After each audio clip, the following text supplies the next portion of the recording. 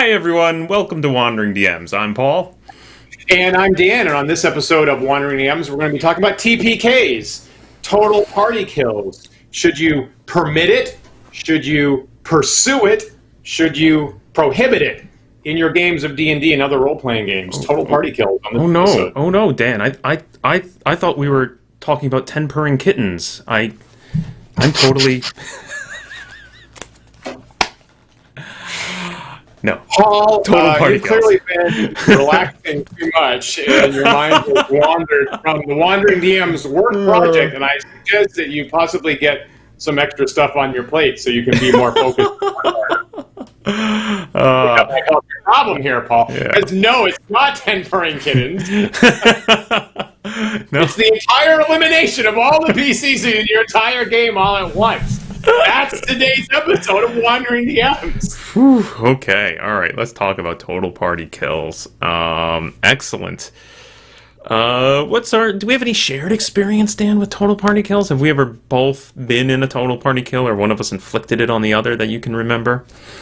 Only, actually, I came up with it about 5 minutes before I called you, actually, and only in the convention game. We had the convention game where I was running you and some friends through Hall of the Fire Giant King, and I did actually eliminate the entire party. Yep, I remember that. Sort of twice, because there was one foray, there was one entry where I wiped out most of the party, and then they managed to run away, rescue, heal, come back in, and then I actually totally TPK'd the remnants in the second attempt. Yeah, that was a brutal game. That was a brutal game.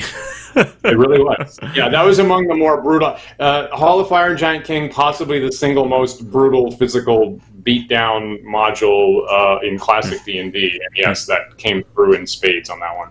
Interesting. Yeah. So yes. Yeah, so I remember, honestly, there's a funny, talk about convention TPKs. An early game that I got to play with Tim Kask at TotalCon. I can't remember who was in it or when it was, but played a couple of games with that Tim Kask. It goes to TotalCon every year and runs games. And we pushed the envelope towards the end, and he TPK'd us. I say he TPK'd us like it's his fault. We asked for it. We asked for it. Right. And honestly, it is to date my favorite game I've ever played with him at the helm. It was really a satisfying game. It was a lot of fun, even leading up to that point. But then, we knew, okay, we have some amount of time left. Let's go for the brass ring. Let's do this crazy thing. Yeah. And he held no punches and was just like, we got wiped out, and it was honestly a very memorable, very fun game. It's interesting because it tends to be, some of us are really worried about that, and then in retrospect, it does become these tentpole, memorable experiences. And Ragnar in the chat there is saying his party in Dyson's Delve was worried about getting TPK'd by owl bears, and that's bringing back to mind because we have it on tape. Right, so that was when we did our 24-hour live session 1 year ago from your place, and you were running Dyson's Delve. There's a point when we have it on camera where there's a harpy that charmed our entire party, and I actually sort of in disgust throw my pencil and my dice on the table and go, we're effed. and that was clearly it. As far as I could tell, that was the end of it for us.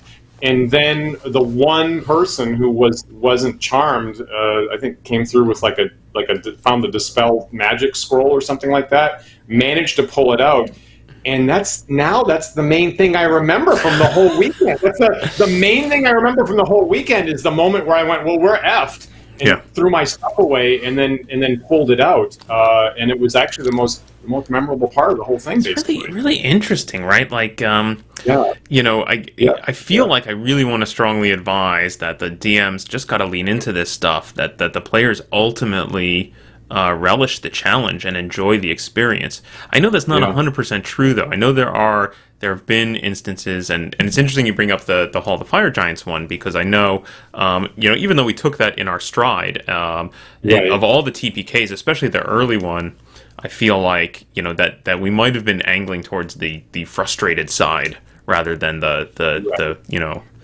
exultant side of that. Yeah. I don't know. Yeah. I don't know. I have an interesting TPK experience to share with my my normal 5th edition not streamed game that I'm playing these days. I used to qualify by the night of the week, and now that seems to shift. So I'm no longer sure how to describe this game. It is the game that I play with Ari Salvatore in. And when I first joined their group, I was very tentative about joining this group. Not to say I didn't want to, but I was just very much in my head of, oh my god, I'm playing with somebody who, figured very large in my imagination as a child, and so I'm like, what is happening here? So a little bit of stars in my eyes there. And in the second or third session, we near TPK'd. I do think one party member made it out alive. Right. And it was that session I came away from it going, oh, these are my kind of gamers. Like this is my kind of game. This is amazing. Because I wasn't sure up to that point. I was like, oh, the system we're playing is new and unusual to me, and I don't know what their play style is. And then when we got into that, I was like, oh, this is it. And then very recently, now we've been playing 5th edition D&D. I've been running it. We're running it over Roll20, and not just this past week, but 2 weeks ago, near TPK, the party pushed. In fact, I'm running Dyson's Delve, although I've monkeyed with some of the contents. Some of the contents. Some folks may know there's a certain area where there's a manticore that is potentially maybe a little too difficult for the party, but is positioned in such a way that they could maybe avoid it or circumvent it or whatnot. I've replaced that with a different kind of monster. I won't go into the detail, but they had a chance. They had a moment where they realized what it was. They had a moment to decide, maybe we should not do this. Decided, nope, all in, everybody rush. Got to the point where one player managed to escape the dungeon. Everyone else died. The remaining player had exactly 1 hit point left. Oh my goodness! Holy smoke! Yeah. Holy it was incredibly dramatic. And the takeaway after that, even though the funny thing is there was a lot of analysis afterwards. Of, did we do something wrong? Did our tactics screw us up? Should we not have even gone into that room? The funny thing is the energy was so high. I even saw comments of maybe we should be playing twice a week. So like clearly, even though we had this like, and sorry everyone make new characters moment, they were super engaged and having a great time, and now just want more. That's great. Maybe you'll start having TPKs or twice the total party folks. The funny thing is, it's almost better when you do have that near TPK where like one person makes out alive. Somehow, like having someone be able to go and share the story with the new batch of characters is just even more delightful, I think. Well, that's interesting because I think that currently our chat consensus is the opposite, Paul. We've got William and Ragnar, both saying that in some ways a TPK is better than a partial party kill. So I'm reading William's justification there at the moment, and that's what So I think I might agree, before the show, I would think I was agreeing with the point that William is making right now, is that by having a TPK, you get to clear the table entirely. You get to entirely clear your palette. Everybody gets a new character. Everybody has a new reason for being together. You don't have to make up some kind of rationale for how the new character is connected up with the old one. And then you kind of have this, and at least as far as I'd be concerned, I wouldn't mind having this murky mirror sensibility of, presumably the rumors or legends or tales got out about that prior part of the party. So whatever bits and pieces you happen to remember are the rumors that the new party has come up with. And, now the threat when you say anybody that went in this area always died is very real because you freaking experienced it. I can see that advantage to clearing the table with a TPK and starting from fresh. Well, let me counter that with this one thing. Now, maybe it's specific to I don't know. We don't have a nice acronym for this, but maybe it's specific to the scenario of one survivor, right? So when there is exactly one survivor, that player has a very interesting role play angle to do. Of like, I need to form a new group. I need all new people to help me. But I know these things, right? And that's totally what's happening in our group in our just previous session. We had the one survivor say, I know where there's a huge treasure. But the challenge is really high, right? Like, it's going to take a serious team. So not only do I need to assemble a team to do it, but before we even attempt it, I need to train them up.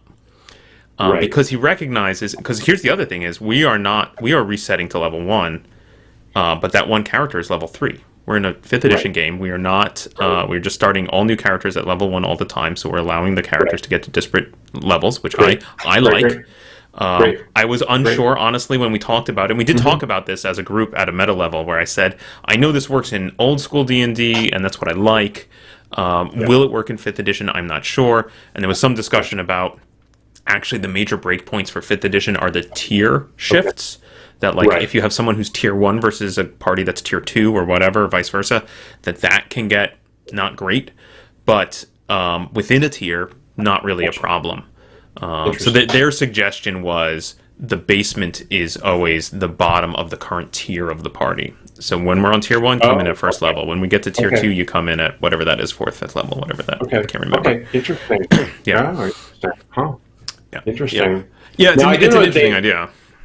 Yeah, and I do know that the little bit that I know, they've there's no mathematical pattern to the XP gaps in 5th edition levels, but they certainly designed levels 1, 2, 3 intentionally have really small little gaps that you can step over pretty quickly. Yeah, some of my players even call the first 3 levels tutorial mode in 5th edition.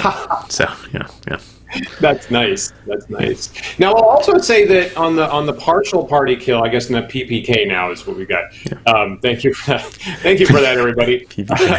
On the PPK issue, I mean, I have had TPKs in one-off convention type games, but I don't think I've ever. I was really racking my memory. I actually don't think I've ever had a TPK in campaign play, unless you count sessions that there was only one person playing in the first place. So certainly when I started off as DMing and I only had one player at a time, and they had maybe they had one character and one henchman, I wiped them out a whole bunch of times. But I don't think I've actually ever had a TPK in campaign play. And again, I have had cases where 1 or 2 people got out, and like that happened in my most recent campaign kind of early on.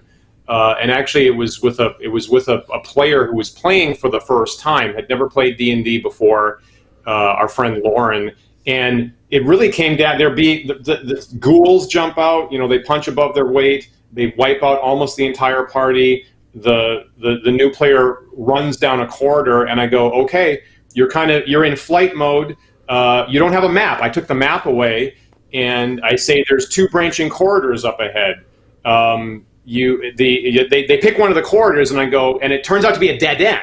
It turns out that they are now trapped in the dead end, and I go, okay, so according to the rules of original D&D, I got to roll a die here for which random way the monsters go. So if it comes up 1, 2, 3, they're going up the dead end, and you're clearly dead and consumed and undead. And if it comes up 4, 5, or 6, they go the other way, and you're saved.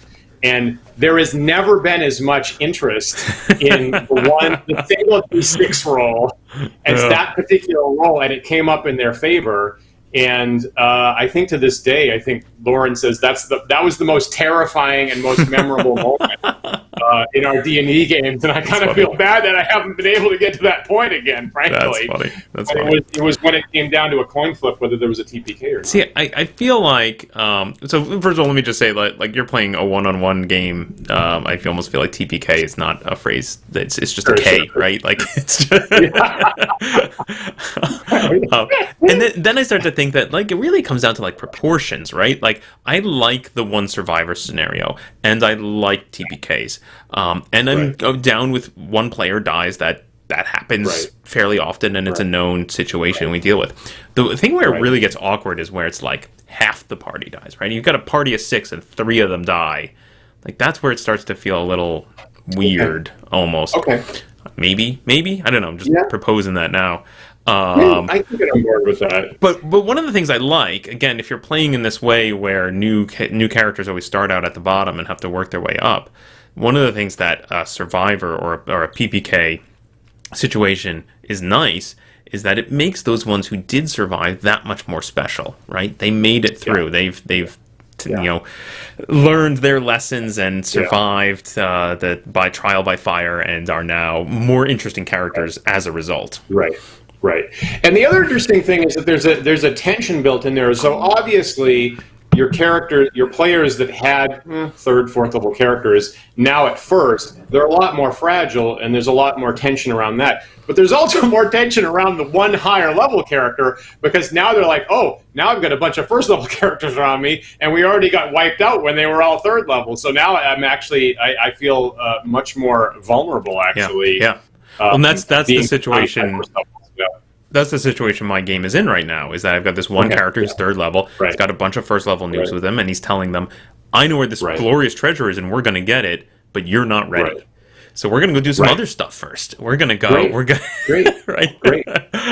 Great. And I love it. I love the tension of them knowing this thing is out. Like, we know this thing is out there and we want to get it, but we're not ready and we need to build up to it. I think that's among my favorite. I mean, that's my favorite things among classic D&D of exactly that, what you said. Yeah. Now, granted, like you mentioned earlier, if you're playing with Murky Mirror, you can totally have this even with a TPK, right? As long as the players are into it and okay with it and realize you're okay with it, right? Like, a lot of times some players may shy away from this just because they think they're cheating. I know. Yeah. I grapple with that quite a bit, actually, in my games. Yeah. I always try to encourage my players to think of that they are the guardian angel or the conscience or what have you of their characters. And so don't be afraid to bring a little, like, I don't know. I never like to hear a player say, like, oh, my character wouldn't know that, or my character wouldn't be aware and wouldn't do this thing. Like, yeah, it's fine, Yeah. Make it awesome, right? You're excusing awesome play. Right. I totally agree. And and from an old school, wargaming standpoint, would you, I don't want to see somebody saying, oh, I wouldn't know about combined tactics or something like that. That's not historically viable, so I won't do that. I'm like, bring the noise, make it hard on me, man. Don't make it easy for the DM to kill you. Come on.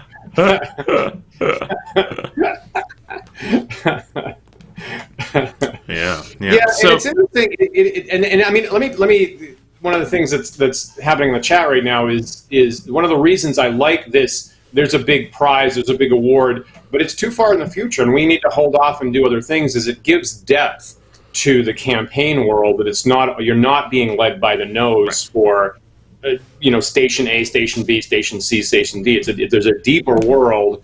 And you need to make these side treks, and you need to explore the deeper world before you come back around to the thing that maybe you'll never get back to. Maybe. Yeah, I feel like that's such a big part of the push-pull between old school and new school, right? This idea of where is the persistence, right? In the newer style games, the persistence is totally in the characters, in which case TPK is a nightmare, because you just threw away everything we've been building, right? You just threw away all the persistence. Whereas if your persistence is in the environment, in the world, and the characters are just actors within that, and we have distanced ourselves a little bit from our characters, so we're okay with saying, well, introduce a new character, but the world, the persistence is still there, and is more rich as a result. Right. Well, one of the things this has brought up to my mind that I've been dealing with. So now you and I do, some amount of streaming, and you do the live streaming role playing, and I do the wargaming. Is the expectations that streamed shows provide to viewers. And one thing as I kind of survey a number of streamed D&D shows is that the primary, I guess I'll say, intellectual property is the characters. That's the thing that's identifiable. And if you look at most credits, right, you look at most credits for most streaming shows, what comes through the credits are the fictional player characters. And that's what's in the artwork, and that's what's in the fan art, and that's what people are talking about. But if you play it with an old school style, those characters are not survive. You can't expect them to survive and build your property on them. So I was thinking, like, hypothetically, an old school game would really have to boost up the players in a way that even if you are swapping out characters on a kind of regular basis, the show is not broken down. So I got to admit, as an old school guy, I get slightly uncomfortable looking at the streaming shows with, you can depend that in season 2 the main characters are going to be Alice, Bob, Kathy, and Dennis the Barbarian. They've got credits made. Presumably it's going to be the whole season, and it makes me go, I don't believe that they're in real danger at this point. And I know that there was I think in the last season of Critical Role there was a case where at least one character actually did die, and it seemed to sort of surprise everybody. Yep. But how did they, was that a character that was in their credits? How did they deal with that? Yeah, it was a major character. Got killed outright. They excused that actor from a couple of episodes. I want to think before they rolled in the new character. And they rolled in a new character. It was definitely, you can see the shock on their faces when it happens, although I think the shock value in this case is more about actually what I believe to be true, that in as you get in higher levels in 5th edition, it actually becomes significantly more difficult to actually permanently kill someone. Right. So in this case, it was just the happenstance and the sort of tactics of where they were standing on the battlefield, and the specific actions of the player that sort of set them up to be like, oh, and then this X, Y, and Z all happen in rapid succession, and that ultimately takes you not just just immediately wipes you out, like gets rid of all your death saving throws, and you are dead. Yeah, right.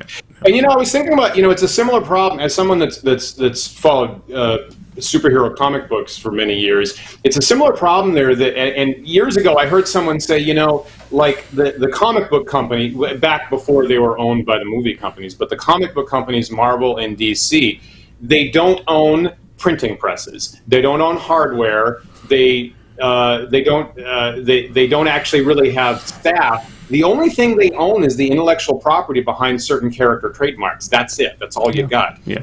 So hypothetically, like if a writer were to kill off, you basically can't kill off a comic book character, because as long as there's any value and as long as anyone at any time would buy the comic book in which they return, someone's going to argue that legally the company's obligated to maximize shareholder revenue by bringing that character back and publishing some more comics with it. We are super down a strange rabbit hole here, Dan. But I get you. Really talking about the mechanics of streaming and whatnot, and frankly, it's something we talk about in 10 Dead Rats all the time, not on the show, but as a group. That the notion that those shows are as much, if not more, about the players as they are about the characters. That something I've said in the past is that the fantasy fantasy presented to the viewer in Critical Role is not the fantasy of a imaginary world with dragons and elves and wizards. It's the fantasy of having a group of 6 friends who get together all the time and have a lot of fun playing a game together. Well, that's a wonderful spin on it. I got to admit, I am worried. Not just about the streaming shows themselves, but the expectations that it delivers into the larger population of players. That's what it should be like. I think that there is an opportunity there, right, to make a unique stream that is like an old school oriented stream where you're going to say, we are going to, over the course of the stream, build this amazing world organically, and we're going to present it to you, and the characters are going to come and go, but the players will be consistent. You'd have to do a lot of setup, I think, right? You got to get the right group of players together and make sure everyone's bought in on this idea of what we're trying to present to the audience. It sounds like a really neat project. That's what we have time for, Dan, right? A new, big, grandiose project. We can put that on our plate, right? Sort of got some spittle on my shirt. let me get us back though. Yeah. Let me get us back to the topic here at hand. Total party kill, TPKs. So let's say you're running a TPK and the players do react negatively, right? Because that's certainly happened. We've seen that happen where, you know, it's just like they just feel like they're just getting pounded on, right? They felt like it was no choice of theirs. Control was taken totally out of their hands, and they're just being punished by bad dice or whatever. And you've just wiped out everything, and your players are looking glum, right? How do you survive that as a group? Boy, that's a great question. That might be the hardest. That might be the single hardest question in D&D, as a matter of fact.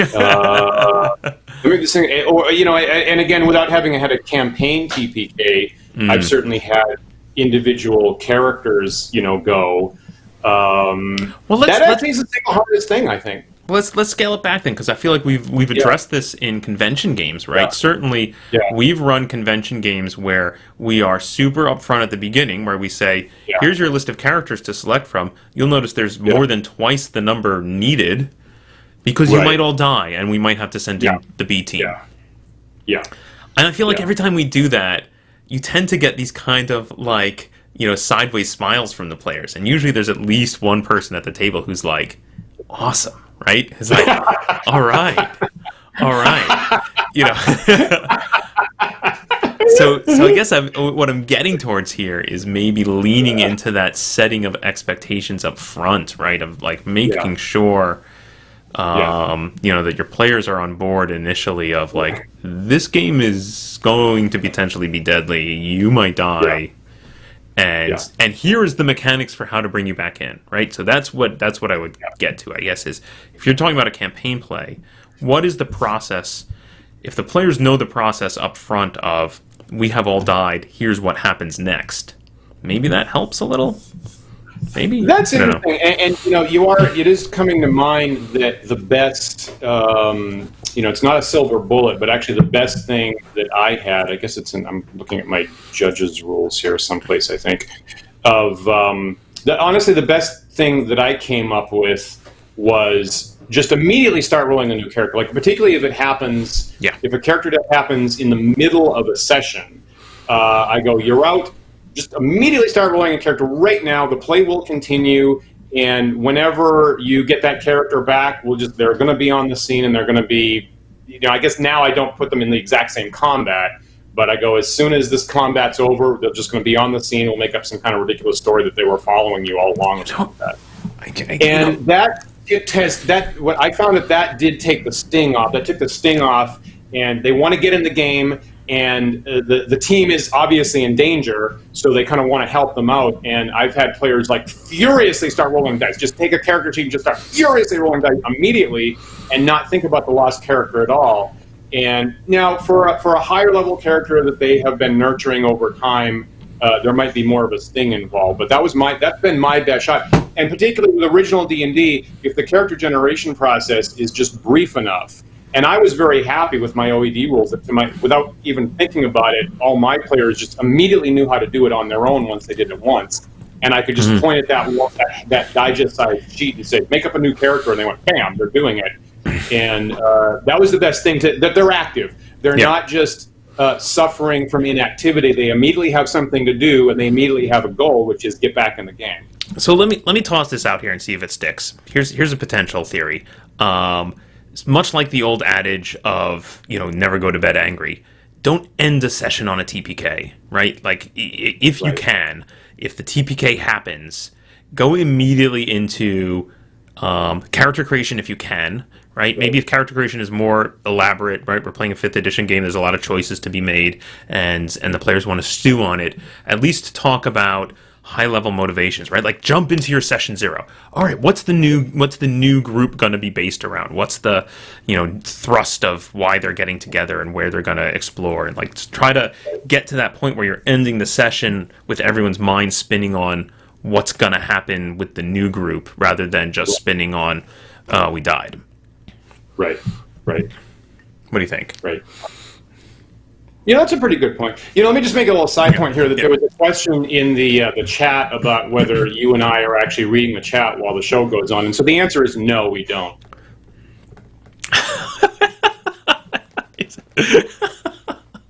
This is the case where we say that one of us always lies and one of us always tells the truth.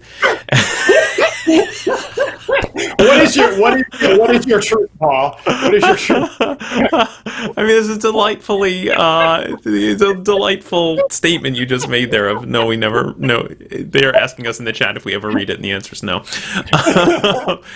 We do read the chat.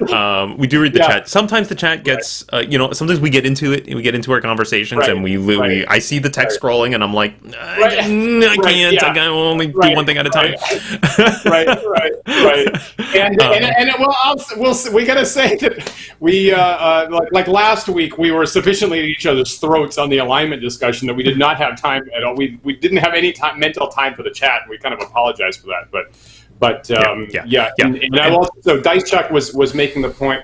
Dice Chuck was making the point about Image Comics a while back, and the same point we were making that I was making about comics. Was made by the founders of Image Comics. They wanted things a little different than the mainstream comics focused on the IP of the characters so much. Yeah, exactly. Well, here you go. I think to go back to the. Yeah. John Miller, I point out, is I put up on the screen here. He says a little of both, which is about right. A little of both, and as you can see, sometimes viewers, we will shove your comments on screen for everybody to see. Right. Okay. So I don't know. So what do you think about that sort of like never end a session on a TPK? Try to push past it. It's easy to say, right? Like it really comes down to like, well, what time is it, right? Like when does our session end? Did we die in the middle and there's still 2 hours left? Then hell yeah, let's talk about new characters. Were we like already pushing late because the game was so exciting? We were like, I know the game's supposed to end, but we have to see how this battle comes out, and then everyone dies, and then like that's going to take a lot of energy to bring up and be like, come on, guys, let's talk about the new campaign, the new characters before we all leave. Yeah. It's a thing that kind of works slightly better at lower level. Like at lower level, we kind of accepted that they were disposable a little bit, that life was cheap, I guess is how I'll put it. Yeah. And you can recycle them. And as you get at higher level, and the fights take longer, there's more resources, you burned later into your session, and B, you had more investment in the characters, then it tends to be harder to get over that. But I agree that when we've had times when a bunch of people died and they remade it mid-session, that felt fresher than ending on a bunch of deaths. That kind of stung, and I was like, everybody okay with this? Everybody all right with this? I hope it's okay. I hope I didn't screw up there at the end. Now, didn't you get into a situation, though, where you were doing this rule of, like, as soon as you die, start rolling the dice, and your players got into this mode of, like, furiously rolling dice, and potentially you got into, like, a never-ending combat because there was just always going to be fresh troops? That was the start. Right, that was the start of the last campaign. Yeah, there was a start of the last campaign. That happened for a couple weeks, and then the thought finally crossed my rather slow-acting mind of, like, wait, this makes TPKs impossible because people are just going to type them back in.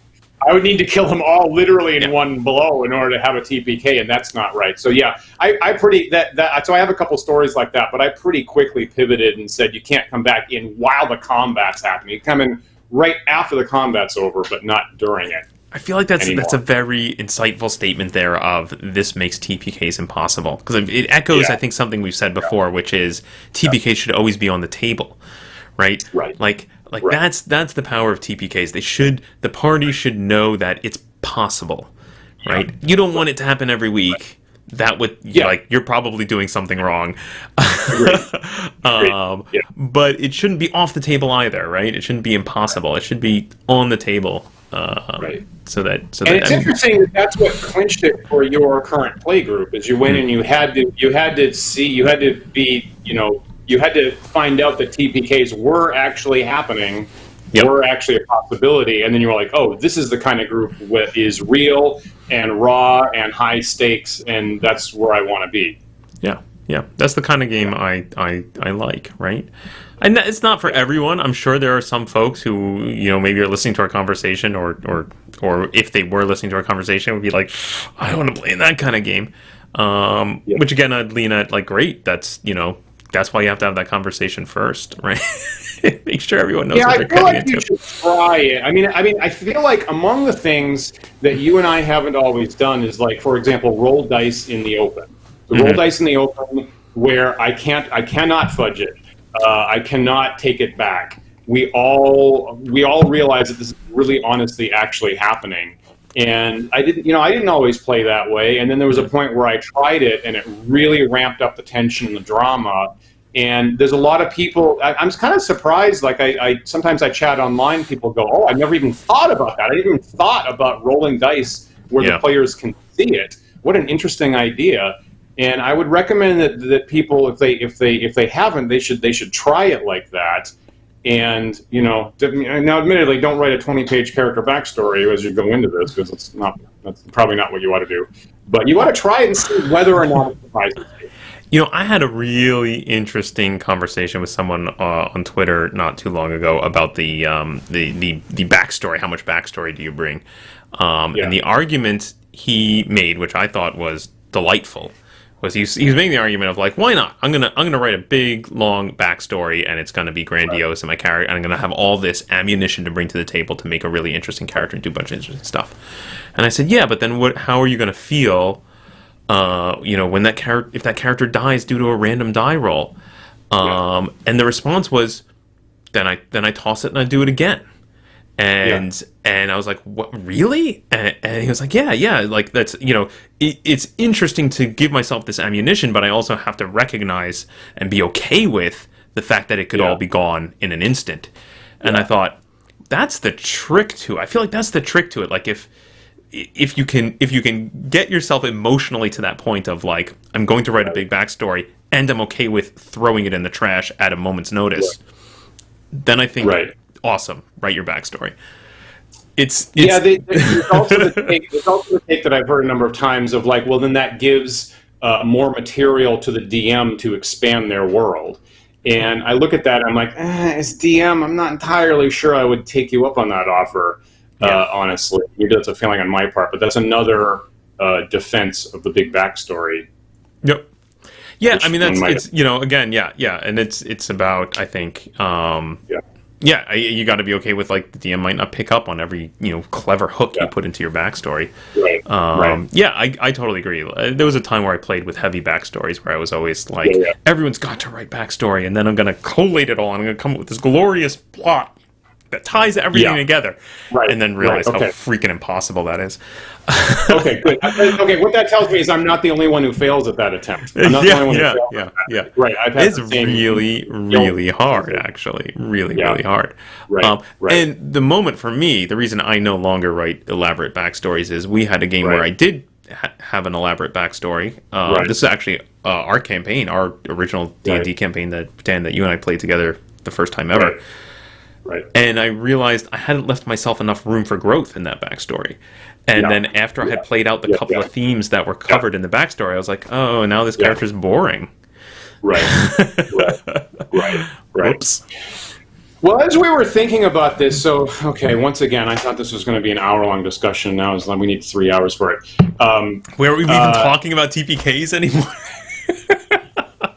Now we're talking about backstory, apparently. Okay. Now the following is short. Let me ask this trivia question, everybody. Where in what classic D&D rulebook do they have the best advice about TPKs, total party kills? Oh man, I don't know that I've ever read any advice about handling a TPK. I'm pretty sure there isn't. I don't think there's any D&D rulebook that has ever mentioned it whatsoever at all. And obviously the name, the acronym is kind of newish in the last decade or two or whatever. But I don't recall ever seeing any rulebook discuss how to handle your party getting wiped out. And if anybody in the chat can prove me wrong, I'd like to see that. But it's an interesting thing because ultimately, it's in some sense, it's the most dramatic and the most apocalyptic thing that can happen to your game. And I don't remember ever seeing any rule book talk about what happens when your entire party gets wiped out. I'd be really surprised if it's in a rule book. I would not be surprised to learn that there's some ancillary book, like the kind of stuff that Keith Amon writes, that maybe would cover that, right? And I feel like there are other books like that, like The Art of GMing or whatever, that possibly cover that. But usually then from like a system agnostic point of view, or definitely a point of view that's not like a point of view that's we already assume you know how to play the game. Now let's get into the nitty-gritty of how to play it well. I feel like, I mean, now I mentioned that, I feel like it's even kind of rare for classic rule books to even deal with like what happens when a player character is lost. I mean, they tend to kind of soft pedal, like a character dies, and there tends to be not even really much dealing with like what to do when a player character is lost. Yeah. Never mind a total party kill. So we're kind of on our own about that. Here's an interesting thing I noticed recently. So in 10 Dead Rats, some of the plot elements. Originally, we started out very much playing the classic campaign adventure, The Enemy Within. It's still a fair amount of those plot elements in the game, although we've kind of started to take our left turn, which I was always hoped was coming. But one of the interesting things I noticed about reading that text of those adventures is there's a couple of places where they say, well, here's an interesting NPC. They have this, that, the other background. And the only reason for including the NPC at all is either, one, an oddity of Warhammer to excuse learning a new career for a character. Oh, this NPC could teach your character blah, blah, blah career. Or two, this NPC could become a replacement character for a party member who has died. Okay. Yep. And I'm like, wow, I don't think I've ever seen an adventure like intentionally seed itself with potential PC replacements that fit into the plot. There's a couple of Gygax adventures that do that. Actually, the Descent to the Depths. Particularly because. Which is kind of an unusual situation for classic adventures, because you're going into a situation where you can't get back to town or safety for an extended period. And actually, Gygax did put a number of NPCs that are prisoners or captors or something like that. And I think in the preface it says there's a bunch of NPCs here that could be replacement characters if you need them. Yep. But yeah, actually, I have seen that in some So here's an idea for you for dealing with TPKs. Invest in putting NPCs into your world who care about what the players are doing, regardless of why or how or whatnot. Whether they're patrons who are paying the players to do stuff for them, or they just have a vested interest in the outcome of the players' activities, whatever. It gives a nice hook for, oh, you had a TPK? Okay, new campaign, NPC X says, what happened to the old party? I don't know. They disappeared. I need information. I'm going to assemble a group to go find out. Great. I think arm yourself with much like arming yourself with rando NPCs who could replace an individual death. Arm yourself with NPCs who care enough about the grander scheme of things that they're gonna send rescue missions or exploratory missions or something to find out what's going on. That's nice. I see. So Ragnar's also pointing out that Secret of Bone Hill has a bunch of NPCs that are marked as people that could help or recruit parties. It's true. What a great, what a treasure that adventure module is for Secret of Bone Hill, and written by Leonard Lakofka. And we had the opportunity to appear with Leonard Lakofka on the Lord Gasumba Twitch show a couple weeks back when we announced the Big Bad, and. Honestly, Len's work sometimes is great and sometimes kind of isn't, but that one thing is just a complete treasure in a lot of ways. So that's what I'm running right now is basically, I started in Restonford. We are totally, Secret of Bone Hill. But we do something that I've done a couple times with Secret of Bone Hill, which is completely replace all of the dungeon and adventure content. Not because I think it's bad, but just because I've done it before. So basically, I just take the wilderness map and I say the town is the town and the wilderness is the wilderness. But what's on top of Bone Hill this time? Maybe Dyson's Delve is up there. Yeah, that's what what's up the road up to the north off of the map here? What's on the road up through Mount Zerbal on this direction, right? And then I start plunking other stuff in place. I love doing that. That's my favorite, honestly. Is like taking chunks out of other people's material and then weaving them together into some crazy whole. Put up David's last comment, actually. Put up David's last comment, because you know what? That's actually a thing I've been trying, I intended to do in the past. So David, for our podcast listeners, says, "Hey, I run a game that incentivized death by opening up character restriction. As players explored, they came in contact with with different species like satyr and gith." Yeah, I totally intended to do that in campaigns in the past, and I never managed to make that click. And so I don't know if this is the same thing you're talking about, David. But as the normal characters would encounter a new civilization or culture or something like that, that from that point on, new characters could be made of that race, perhaps. And I think I felt like that was a great way to work expansion of options into the actual gameplay. And if you managed to do that, you're ahead of me, because I thought that was a good idea in the past, and I never managed to execute on that. Yeah, that's kind of clever. And again, it's kind of a meta thing. Like, for me, I was like, even if there's a TPK, you as players on a meta level have unlocked that content, and you still get to access it afterwards. Was my idea. Mm-hmm. So probably before massively multiplayer games existed. Anyway, so yeah, I think that's a good idea. That's great. The deaths actually open up the possibility of using new options that you didn't have on the table. For old school play, I really like that a lot, actually. Yeah, I like that a lot. So I have had a couple cases where players rolled up a character and just like got crappy stats or didn't like something about their character, and then gave their character an active death wish, and were just like, I want my character to die because I want to play something different. I've dealt with that a couple of times, and the funny thing is, in one case, in one kind of famous case, the player not only had terrible stats, but then said, "Well, I'm going to play this character to the hilt," and then immediately got his arm torn off. So now he's playing a one-armed guy with terrible stats, and he was like, "Well, now I'm going to even play that even harder, and I'm just going to like take every risk ever, and I'm just going to have a great time. And if I die, great, I get to make a new character." Longest living character in my campaign, this guy was. And is now legendary, for having done all this stuff. And made a far better character for it. That's the goal. That's the glorious outcome there. I don't think I've always hit it with players who had a death wish, but here's sorry. Now I'm going to completely tangent here, unless you had something else, Dan. Sorry, let me get back to so 10 Dead Rats, and specifically one of its influences from Warhammer Fantasy is a talent named Doomed. Which I kind of stole a little bit from 4th edition Warhammer Fantasy which is that every character, every human in the Empire, when they're born, potentially gets this dooming. They're foretold they're dooming. You will die of blah, blah, blah. And it's usually something cryptic and weird, like, curiosity killed the cat, and so too will it kill you, right? And if the player dies in a way that fulfills the prophecy, it gives bonus XP to their next character. Oh, that's brilliant!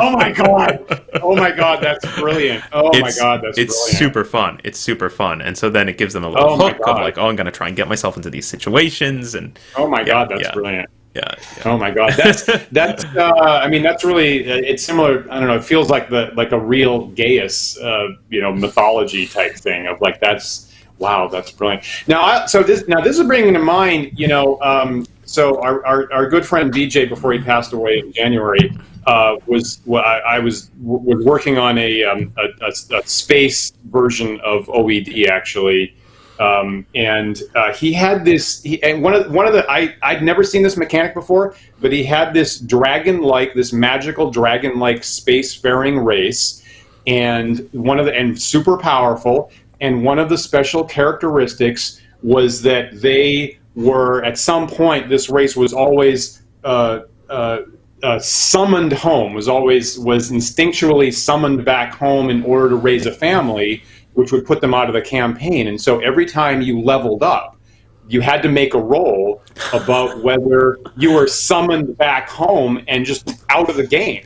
And the chance increased with every level. Right, the chance. So basically, every level you level up. You roll a d20, and if you roll your new level or lower, you're out of the game. Wow, That's intense. That's intense. I know, right? I was like, I read it and I was like, oh my God, that's genius. That's genius of like, do I want to level up or not? It's like, that's amazing. And it was like the most powerful race in the game. And so you're playing this high risk, high reward thing about whether you're summoned back to start your family unavoidably. See, no, I've had players I know who would absolutely rebel at that because they despise the idea of losing their character on a random chance. They're like, I don't mind being punished for, making bad tactical choices or whatever, but when it just comes down to, 50-50 shot, let's see if you survive, I'm done with this game. Even if that's the one race and it was your option to pick it, that's probably a good way to do it, right? Is to just say, well, you opted into this, friend. Like you knew you knew what you were getting into. Right. Yeah. Exactly. It was one race out of 4 or 5 options or so, and so you made the call in advance that you wanted to queue up for this. Yeah. I always thought it would be interesting to play some game that involved generations, right? Something where the expectation is at some point we're going to advance the game clock 50 years and we'll all be playing our descendants. I don't know if anyone's ever successfully played a campaign like that.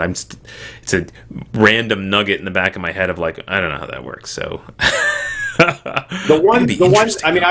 I haven't done Generations, but I mean, having dug into the original D&D very slow healing rules, people are constantly having to take downtime in order to heal up before another section. So I will just say that game time was advancing faster than real time in my last campaign. By about a factor of at least times 1.5 or so, which I liked. I liked that. I liked feeling that time was going by and you didn't become a superhero in a couple months. I did have at one point a thing in a campaign where the party found like the tree of life and it could restore all wounds. This was a big thing for them was figuring out how to restore their lost limbs. They were really into that. And I had written myself a note of like every night that the players spend here, a year passes in the real world. Right. And they then proceeded to like camp out at the tree for weeks. And I went, oh no, the whole world, I have to push the whole world's history forward by years upon years, which was actually turned out to be pretty delightful.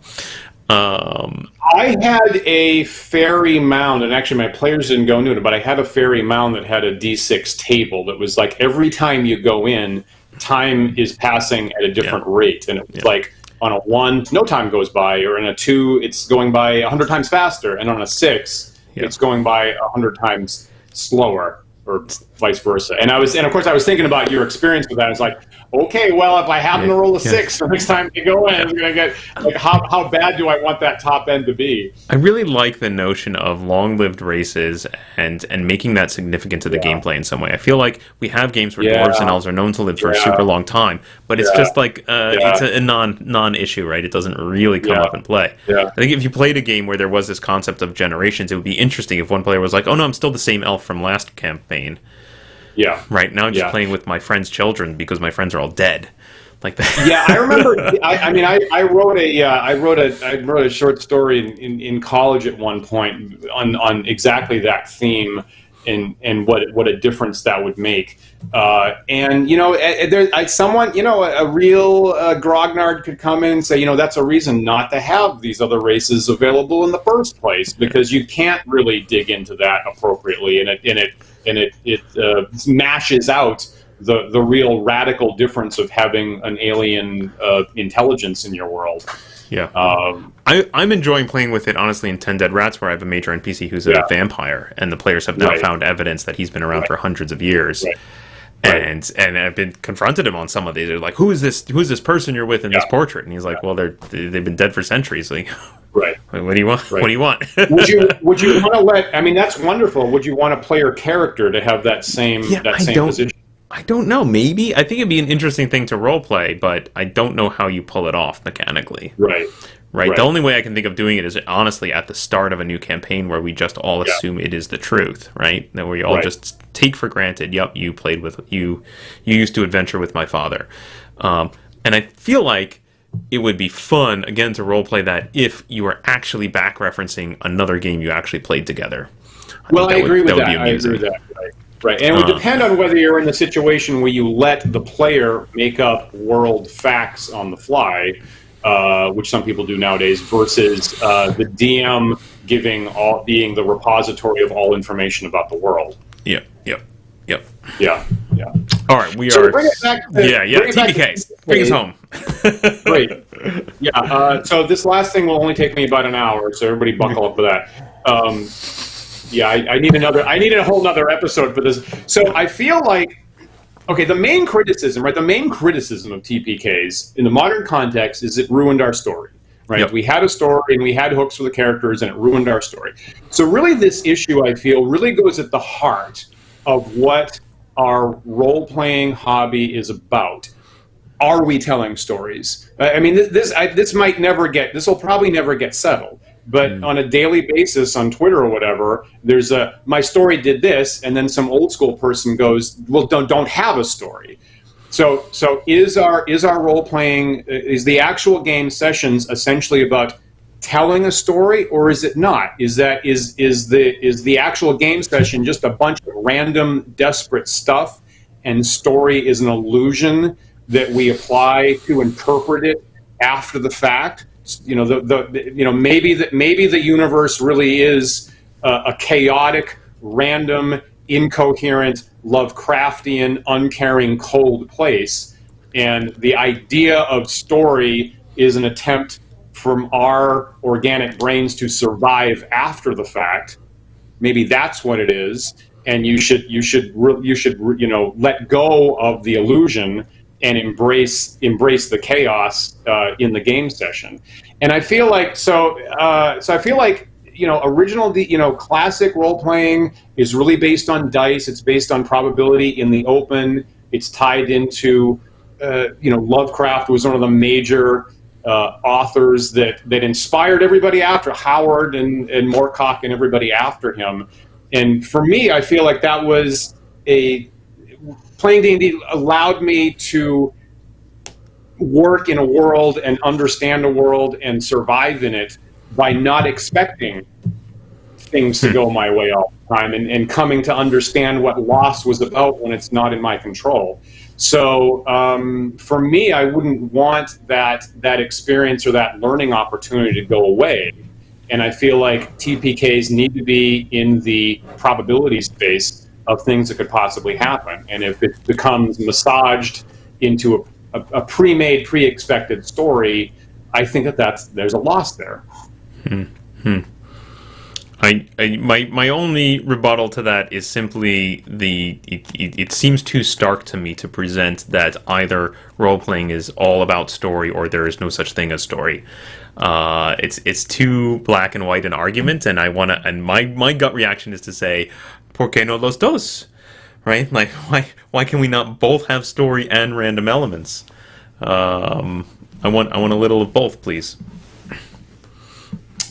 They feel, maybe in different contexts. It feels to me like there's a tension there. I feel like there's a tension there, so you come to a game. Can TPKs happen in this game? That's clearly a binary answer to that, right? And some people accept them, and some people don't. And so I feel like that's clearly a binary. You have to come down on one side or the other, whether you prevent it or accept it. And I feel like I think that does kind of cycle into the core of what role playing is about whether you accept that or not. Interesting. Yeah. Well, we should probably get a philosophy professor on sometime to discuss this more with us. What we ought to do. Is this all a setup for that, Dan? Is that where we're going here? Am I some sort of cunning Machiavellian manipulator? Is that what you're saying, Paul? Yeah, for sure. So tell us, Dan, who's going to be on the show next week? Oh, well, we have Professor Landon Schertz, who is a professor of philosophy and aesthetics and does work in the fields of aesthetics and games, and we'll have him on scheduled for next Sunday. We actually had him scheduled for earlier in the year, like in June, and we had to reschedule for a couple problems that I had on my end specifically. So I'm really looking forward to having Professor Schertz on. next Sunday.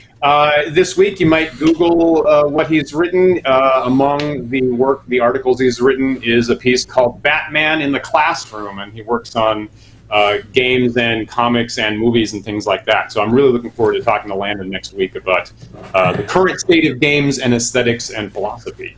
I think I need that now. Excellent.